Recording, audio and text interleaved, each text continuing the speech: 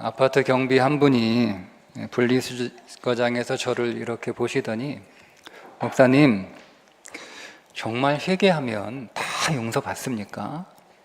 이렇게 갑자기 물으시는 거예요. 순간 제 머릿속에서 이분이 죄가 많아가지고 죄책감에 시달리시나? 아니면 교회 나오고 싶은데 자꾸 죄가 걸려서 그러신가? 교회 나오셔서 그 죄의 문제를 해결하고 싶으신가? 이런 생각이 머릿속에서 막 순식간에 이렇게 동시에 지나가면서 맞습니다. 회개하면 다 용서받습니다. 라고 했더니 버럭 화를 내시는 거예요. 아니, 맨날 회개했다고 하면서 똑같은데 그게 말이 됩니까? 그게 말이 돼요? 아마도 이분 주위에 나이롱 신자가 있는 것 같아요. 그게 가족인지 그게 친구인지 누굴까 궁금은 했지만 차마 물어보지는 못했습니다. 여러분, 오늘 설교 제목이 빨랫감 신앙의 부활입니다. 빨랫감 신앙, 제가 굳이 설명드리지 않아도 무슨 뜻인지 짐작은 하시죠? 매일 빨랫감만 잔뜩 가지고 예배에 나오는 신앙입니다. 죄는 죄대로 지으면서 일주일에 한 번씩 무슨 자동 회개 세탁기에 들어갔다가 나오면 된다고 믿는 신앙입니다. 회개는 하지만 내가 무슨 죄를 지었는지도 모르면서 회개하는 신앙입니다. 검둥이 몇 감듯 세례받고 죄가 씻김 받았다고 믿는 신앙입니다. 여전히 죄인으로 죄짓고 살면서 그리스도 예수 안에 있는 자들은 결코 정죄함이 없다며 안심하고 있는 신앙입니다. 제 옷장에 하얀색 와이셔츠가 여러 장 걸려 있습니다. 3년 된 것도 있고 2년 된 것도 있고 1년 된 것도 있습니다. 모두가 다 하얀색 와이셔츠입니다. 그런데 저마다 색이 조금씩 다릅니다. 3년 된 거 하나 꺼내가지고 그거 하나만 보면 분명 흰색 와이셔츠 맞습니다. 그런데 오늘 제가 입고 있는 이 와이셔츠와 대조를 해보면 3년 된 와이셔츠는 흰색이 아니고 약간 아이보리에 가깝습니다. 3년 동안 빨고 입고를 반복했더니 색이 변한 거죠. 원래 처음에 흰색이 아님에도 불구하고 그 와이셔츠는 여전히 지금도 그 옷장 안에서 자기가 흰색 와이셔츠라고 주장하고 있습니다. 여러분, 계속 회개만 하면 어떻게 되는지 아시겠습니까?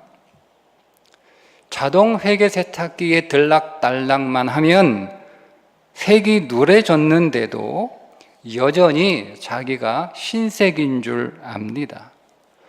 죄에 물들어서 자기가 죄인이라고도 생각하지 않습니다. 그러니 엉터리 회개를 반복하고 뻔뻔하게 용서받았다고 하는 겁니다. 오늘 본문은 다윗이 압살롬의 죄를 공의로 처리하지 않고 그냥 용서해 버리는 내용입니다. 잘 아시는 것처럼 암논 자기 이복 누이 동생 다말을 폭행합니다.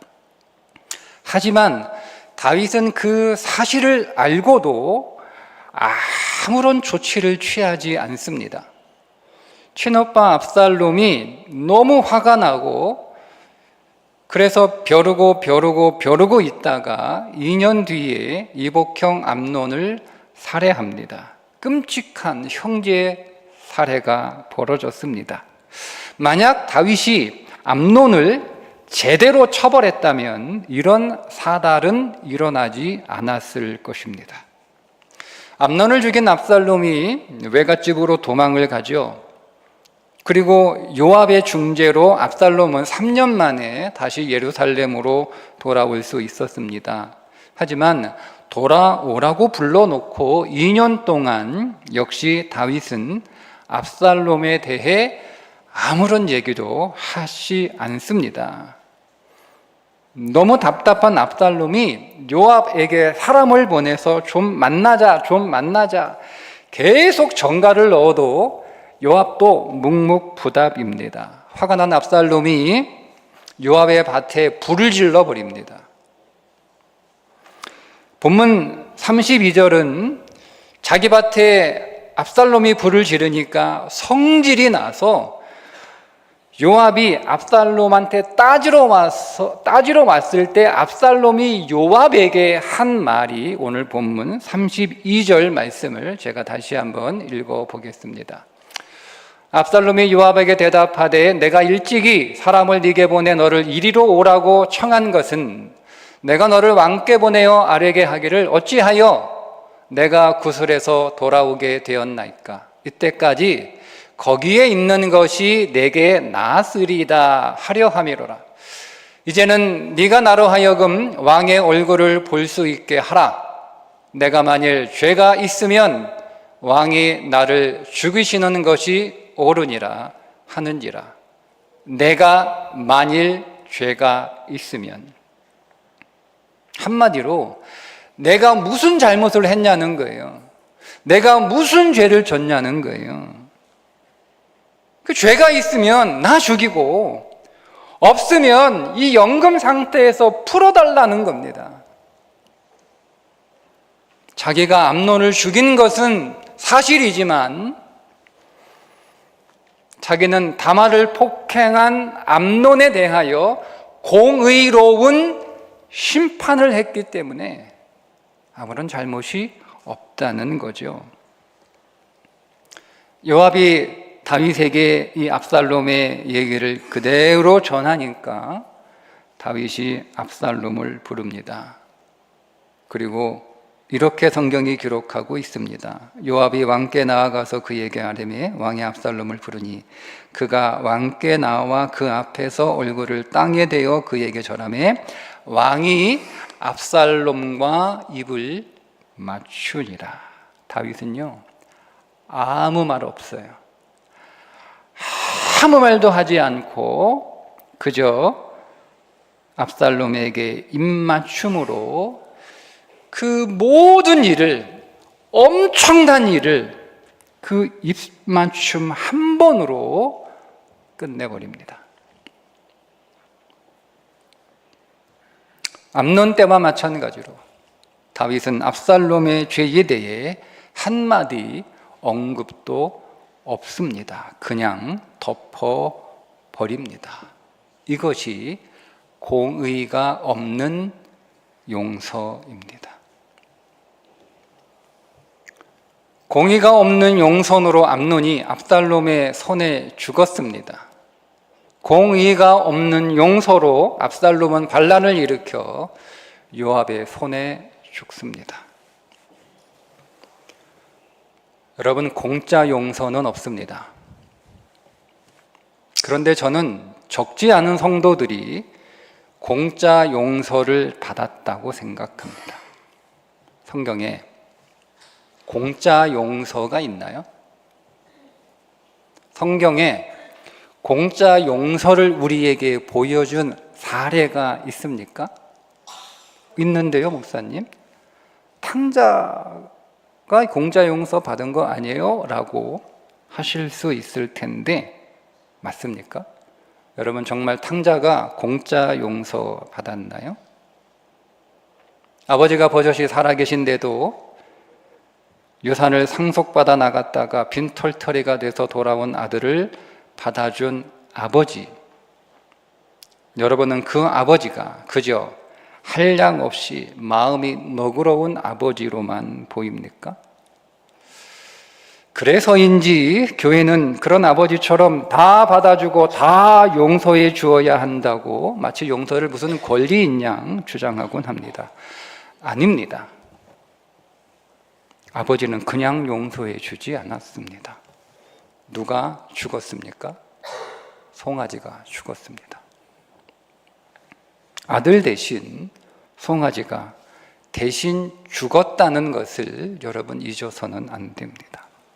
아들의 죗값을 송아지가 자기 목숨으로 대신 치렀습니다. 공짜로 용서받은 것 아닙니다. 성경 어디에도 공짜 용서 없습니다. 그게 가능하다면, 공짜 용서가 가능하다면 왜 십자가에서 아들 예수 그리스도가 죽으셨겠어요?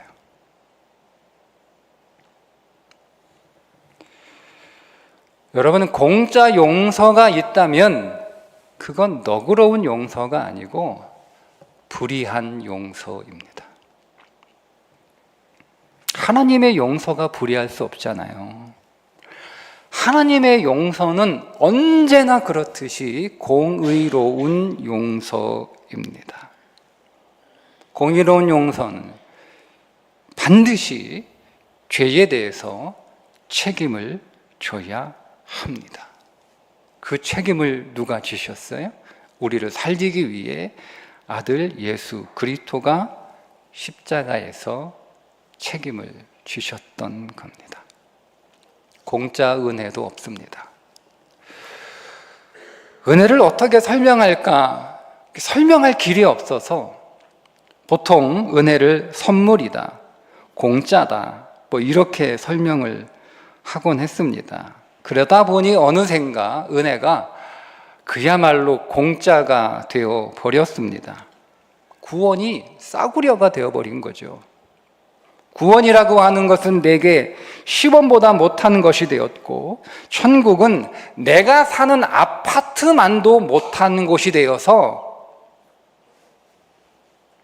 개통밭에 굴러도 이승에서 사는 게 낫다고 얘기를 합니다.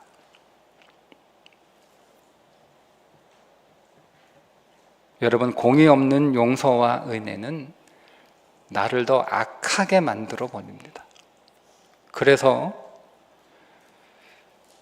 그 대표적인 사람이 압살롬으로 나오는 거예요. 공의 없는 용서를 받은 압살롬.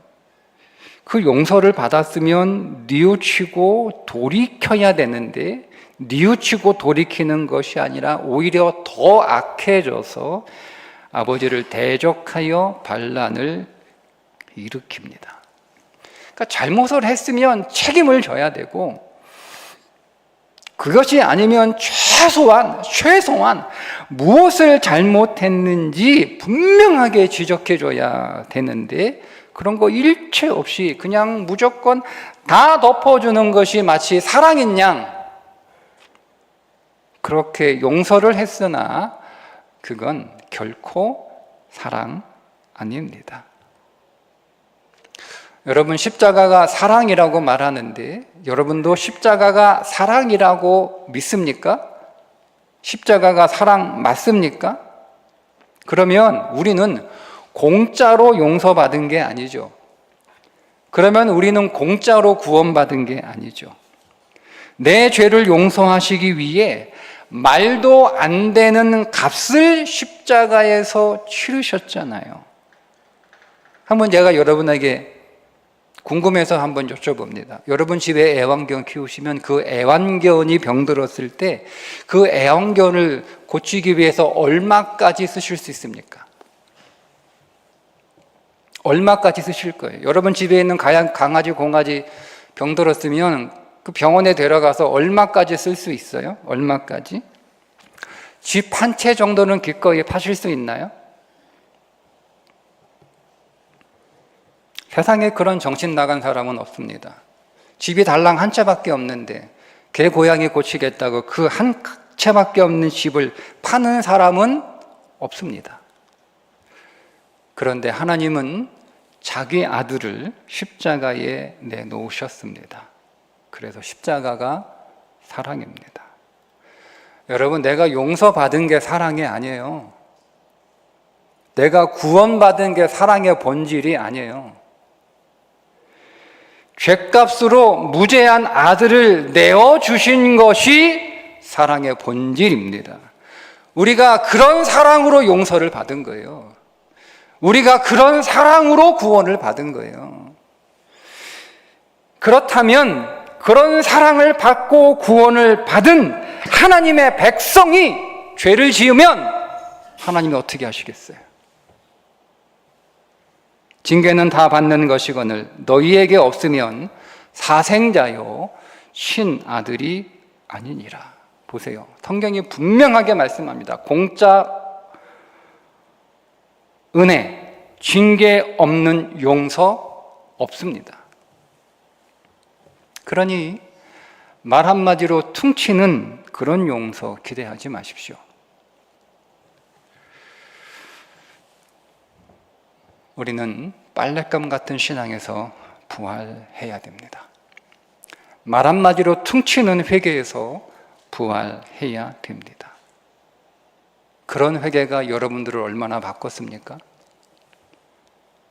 도대체 내가 무슨 죄를 졌는지도 잘 몰라요. 그런데 뭔가 내가 잘못한 것은 있겠지 하면서 하나님, 아무튼 제가 뭘 잘못했는지는 정확하게 모르겠고 제가 얼마나 큰 죄를 졌는지는 아무튼 하나님 모르겠지만 그러나 하나님 제가 회개할 테니까 하나님이 용서해 주세요 라는 식의 회개는 아무리 밥 먹듯 회개해도 회개가 아니기 때문에 변하지 않습니다. 변하지 않으면 삶도 바뀌지 않습니다. 거기서 더 나아질 수가 없어요. 여러분 그래도 괜찮습니까? 그래도 괜찮습니까? 우리가 빨랫감 같은 신앙에서 부활을 해야 되는 이유는요, 변화입니다. 변화돼야 되기 때문에, 달라져야 되기 때문에, 좋아져야 되기 때문에, 그래야 내 인생도 좋아지니까.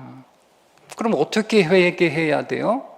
기억하세요. 첫째, 구체적으로 회개하십시오. 정확히 여러분이 무엇을 잘못했는지 낱낱이 정직하게 여러분 회개하셔야 됩니다. 막연하게 두리뭉실 하는 회개는 없습니다.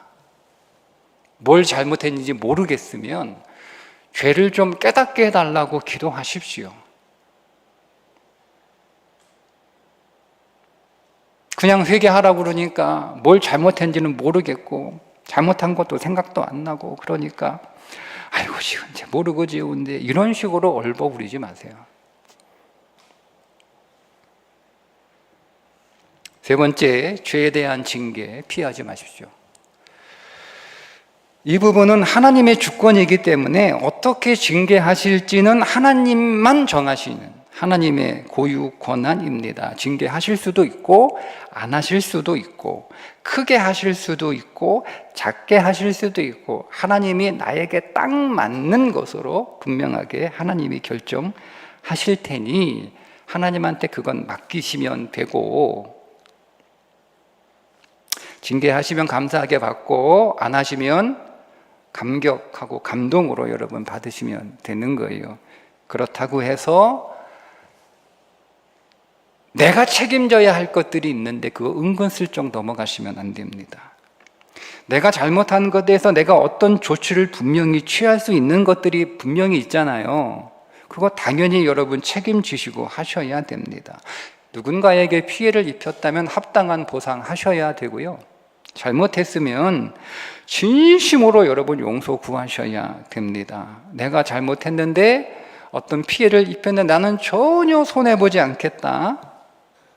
그러고 싶죠. 내가 잘못했다고 사과하면 너무 부끄럽잖아. 그럼 부끄러움 당하고 싶지 않죠. 근데 여러분 그렇다면 그게 정말 진정한 회개라고 할 수 있을까? 회개의 핵심은요, 진정성이에요. 진정성. 정말 내가 진심을 다해서 회개하고 있는가? 그 진정성이 회개의 핵심입니다. 그렇게 회개해야 반드시 변합니다. 제가 초등학교 때 성적표를 위조한 적이 있습니다.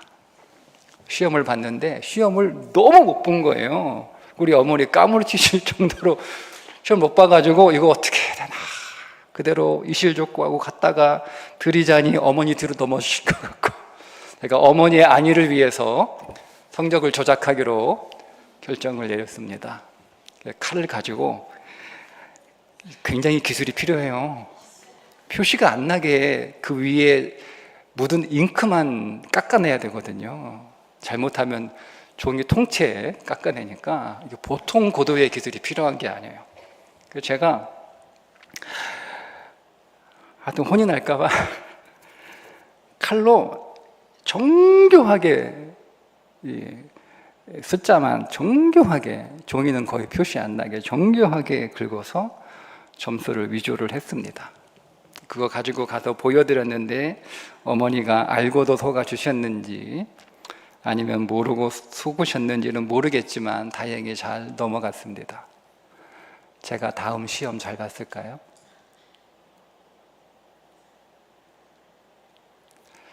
시험을 못 봤으면 따끔하게 혼쭐 나는 것이 맞습니다. 그래야 정신 차리고 공부합니다.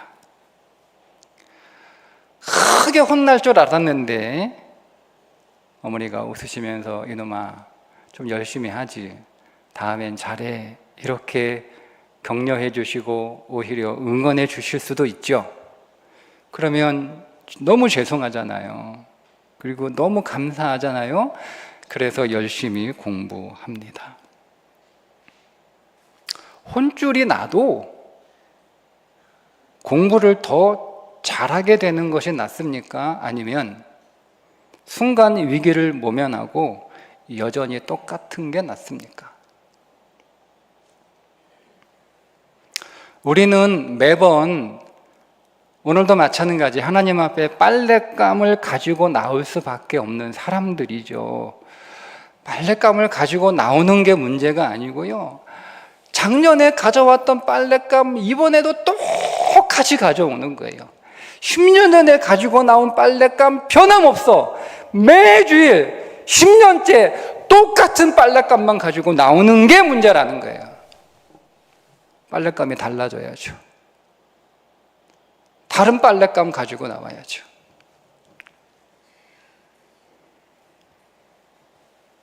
매번 똑같은 빨랫감을 가지고 나온다는 말이 무슨 뜻이에요? 나아진 게 없다는 뜻이에요. 여러분, 내가 나아지는 게 없는데 어떻게 내 삶이 달라집니까? 어떻게 내 삶이 좋아집니까? 인생이 달라지려면 회개가 달라져야 합니다. 여러분, 같이 한번 말씀 읽어보겠습니다. 사도행전 3장 19절 말씀인데 띄워주시면 함께 읽습니다. 시작. 그러므로 너희가 회개하고 돌이켜 너희 죄 없이 함을 받으라. 이같이 하면 새롭게 되는 날이 주 앞으로부터 이를 것이요. 다시 하나 더 보겠습니다. 역대하 7장 14절 말씀 한번 읽습니다.